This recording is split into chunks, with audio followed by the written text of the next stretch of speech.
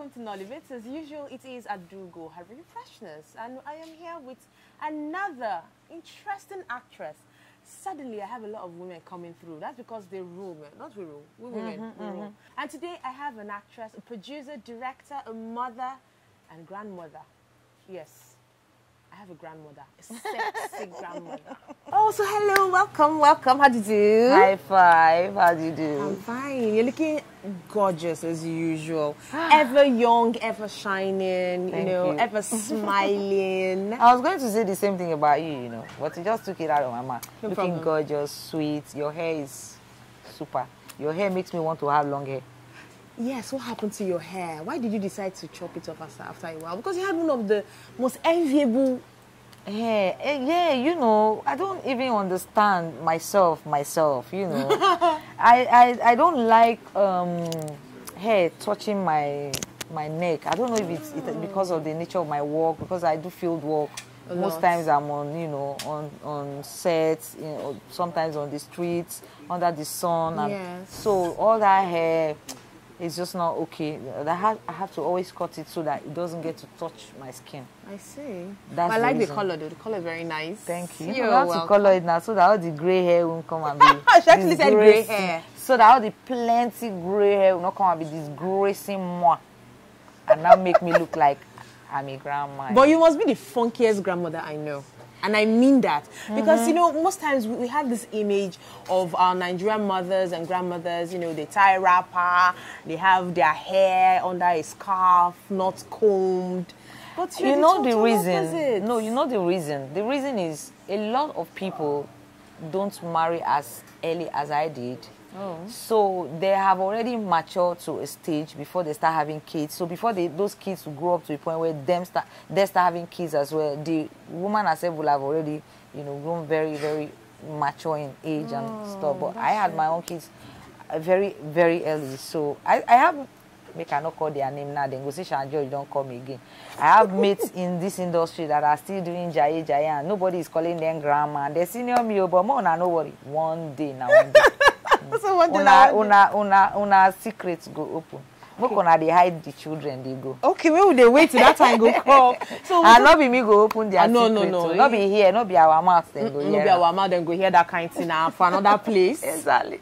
Okay, so we're talking about your new movie, Grey Shadows. Tell us about it. Yes, Grey Shadows. Can you see that? Yes, I can. What do you think about the poster?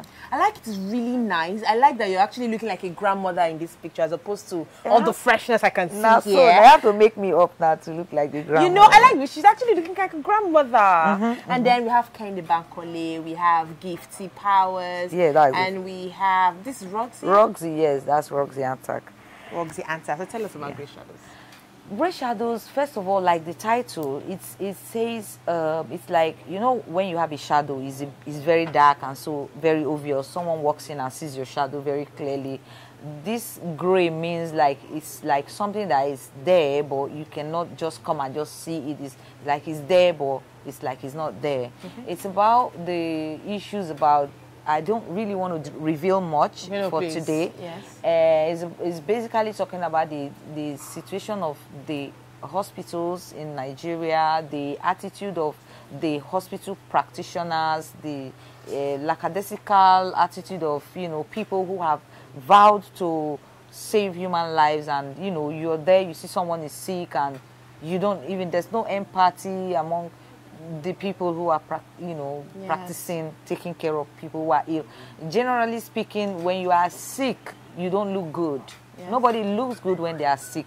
And then there are some of these medical practitioners who, because probably you look dirty or you're not clean. This movie is basically 90% personal experience. Because I was about to ask that. Because I know yes, I spent a lot of years in the hospital with my mother. Yes. Who's still who's trying to recuperate now though. She was bedridden for so long, and I spent a lot of time in the hospital, and I observed a lot. And I'm a kind of person that when I want to do a movie, I want to do like I call my TV station, which I'm still dreaming of having. I don't have it yet. It's okay. No money to do it yet. It's in my mind one day. Yeah. It's Chandel TV. Movies that speak the moment. I don't do one support a time story kind of movies. I want to do movies that talk about what is really going on right now. A kind of story that everybody can relate with. It's like talking about Lagos and Hold Up. I mean, we all know Lagos and Hold Up. So I like to do stories that have to do with what people or experience on a daily basis. That's what Grey Shadow is talking about. It's basically about the medical situation in Nigeria. Country. Yeah. And considering that our medical industry in Nigeria is so bad that a lot of our politicians, a lot of our people actually rather go on medical tourism to other countries like India. It is something that needs to be tackled. And tell me, if it was you, when you finish seeing the movie, you haven't seen the movie now, so let's know. But if it were you in the situation that led to the you would definitely want to fly outside Nigeria to take care of yourself, because it's not even about the fact that we don't have the necessary equipment in the hospitals. It's also the fact that we don't even have the humaneness among the people who are actually practitioners in the hospitals. I mean, like, sorry, I saw a pregnant woman who was about to give to birth, who we all know that anybody who is about to give to birth is in a very severe pain. Yes. And this nurse was slapping this woman because she was crying out from that pain. Like, shut up, when you did do one with your husband, I did there, useless woman, and then, like, I mean, physically slapping her, like, they talk of better slap. So these are things that all of them together, they made me like, I needed to do something. I needed to tell the story. I needed people to, like, is it that you people are not seeing what's going on? I mean, is it that you people don't, why is anybody not saying anything? Yes. Why are people who don't even have the humanity to be human allowed in some, professions? Exactly.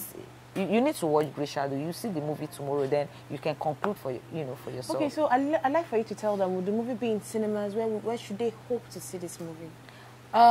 Actually, for now, I'm trying to do, what I'm doing is a VVIP, a media, more like a media VVIP viewing. Okay.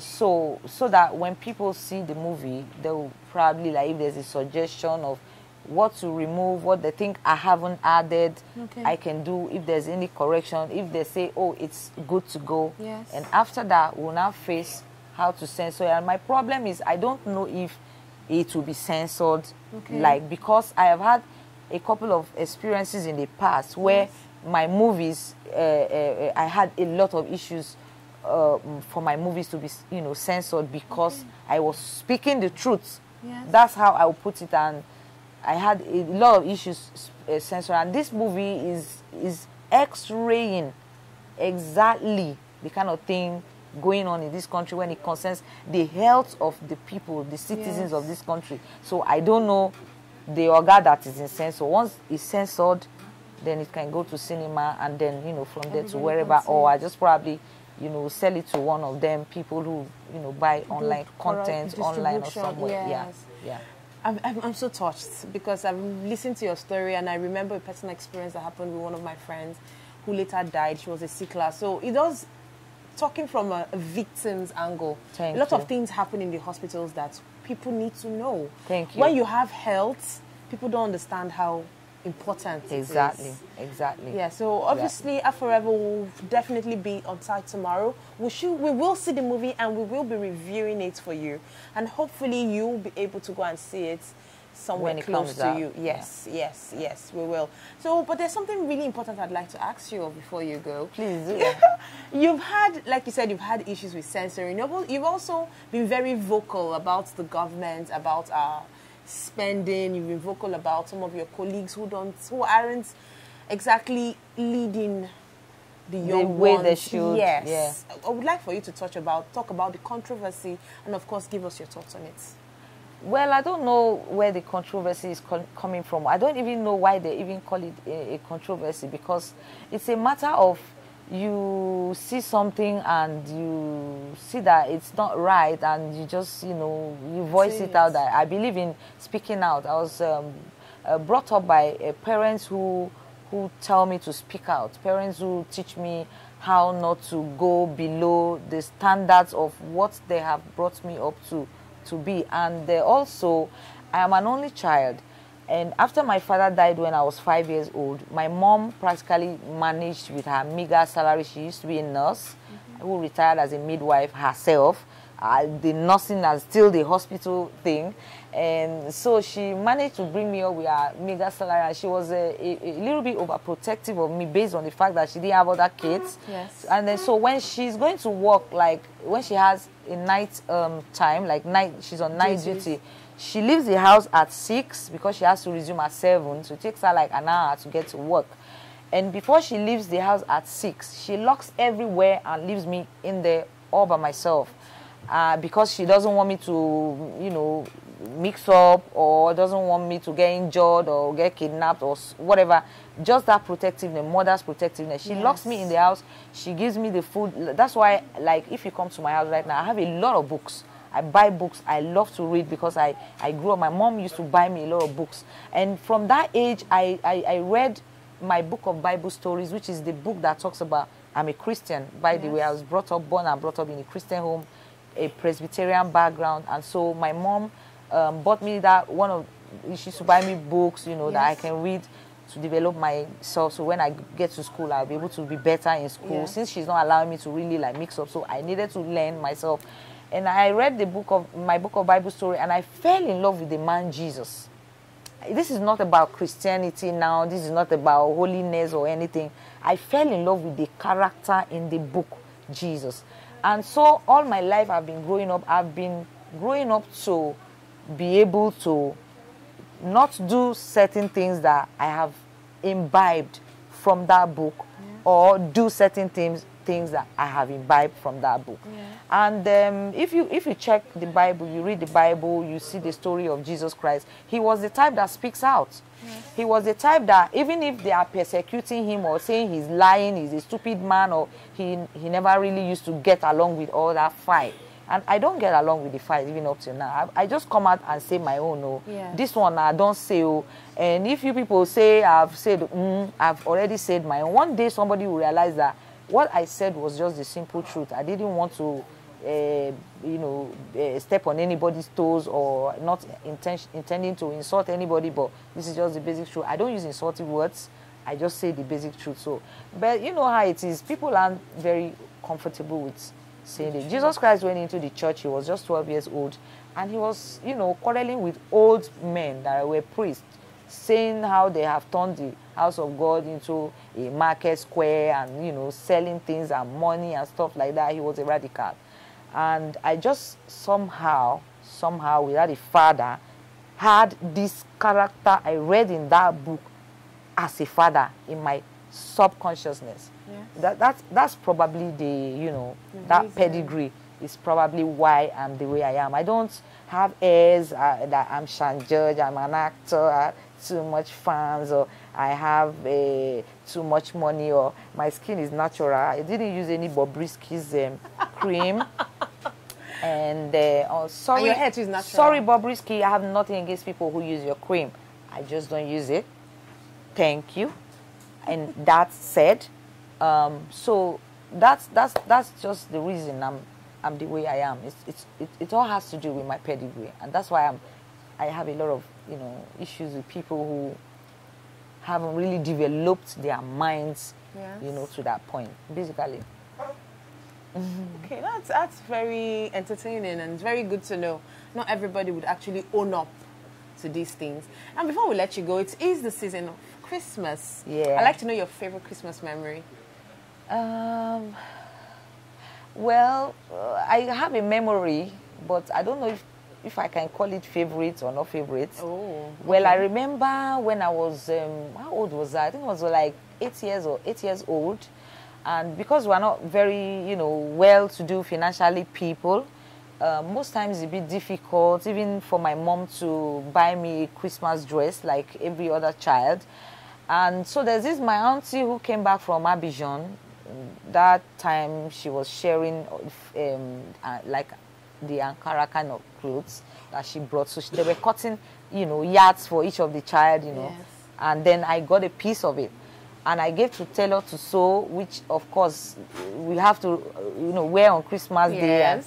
And so a day before Christmas, this tailor has not sewn. You know, tailors are always like very cramped up that period. I'm telling you. She didn't make my clothes. Last moment. She didn't make my clothes yet. So I remember vividly on the Christmas morning how I went to her house very early in the morning, even before the first light of the day started showing. I was sitting by her door.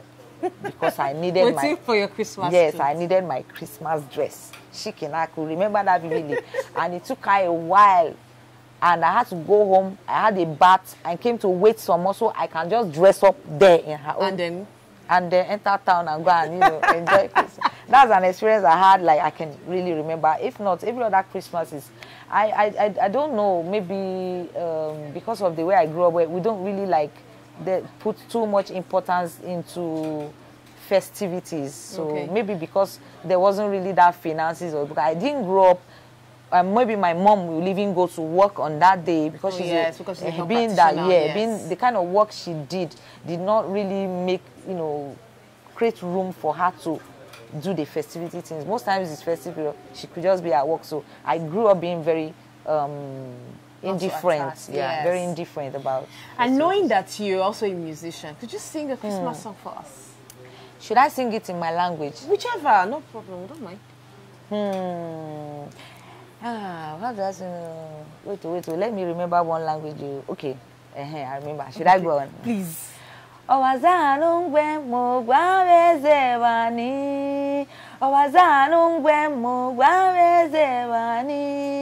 Hanjana moe mabezevani o hanjana ne mabezevani isasungi bio sorarane o dona sunno bio sorahene o azanungwem he o damotibo o azanungwem he o diminotibo.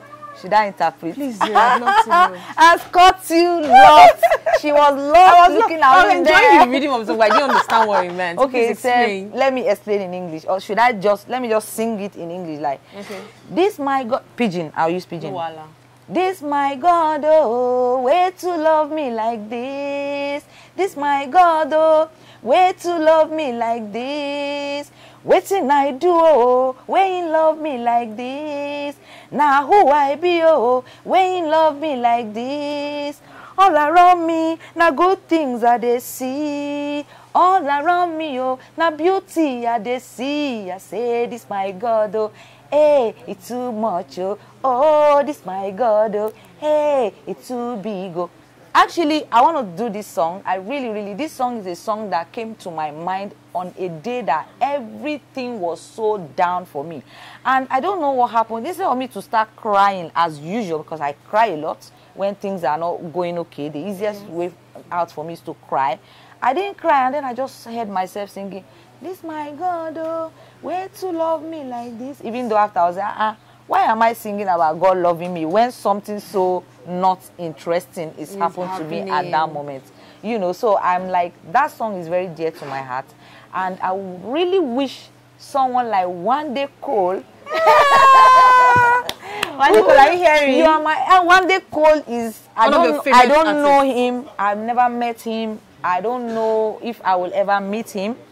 But he is one guy that I love all his songs. Oh. I love his voice, and I'm his #1 fan. Oh, nice. You heard that first here. She loves One Day Cole. Yes. So can you sing one of his songs for us? My best is Bumper to Bumper. We'll go follow you, Bumper to Bumper. I am going to follow One Day Cole, Bumper to Bumper, until he features me on this song, Bumper to Bumper. Yes, I like that. It's been great having you on the show. Thank you very much. Thank you. Now one name Dalu. Let me go into the home front. Surprisingly, she knows how to speak Igbo. Is there anything you cannot do? I try to do everything. Even if I can't, I just try to do it. I like that. You have a can-do spirit. I'm an only child, so growing up has been all by myself, and I had to like fend for myself in every aspect and every time. So I had to learn a lot of things. I know a lot of languages, not just that boy Yoruba dada ma try me oh girl. I like that. This has been a great, I've had so much fun with her. I've listened to a great song. She has told us she loves One Day Call. And of course, she has given us her most memorable Christmas. Yeah. And talked also about great shadows. Great shadows. So, of course, we're going to be giving a review on the movie. Do make sure to keep up with us on Afro Rebel TV. We're going to be letting you know where this movie can be seen. As usual, this is Nolly Bitz. I am Adugo. Do take care. See you same time next week. Bye. Bye.